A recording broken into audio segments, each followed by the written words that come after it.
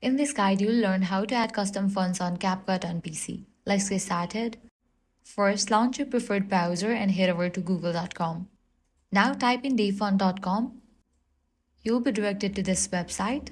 Here you'll notice a variety of font styles available, ranging from comic and cartoon fonts to old school and western options. Browse through the selection and choose the one that suits your project.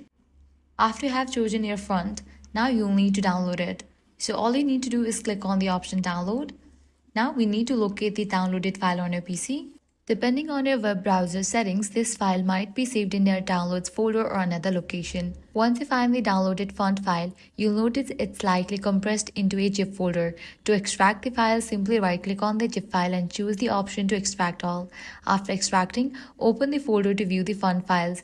Next, we need to install the font onto your system so it can be used in CapCut. To do this, find the OpenType font file within the folder and double-click to open it. A preview window will pop up, showing how the font looks in different sizes. In the top section of this window, you will see Install button. Click on it and the font will be installed onto your PC. This step only takes a few seconds. Once the font is installed, it's important to completely close CapCut and reopen it. This will ensure that CapCut recognizes the new font and applies it to your projects. After restarting CapCut, you can now add a new text layer to your project as you normally would.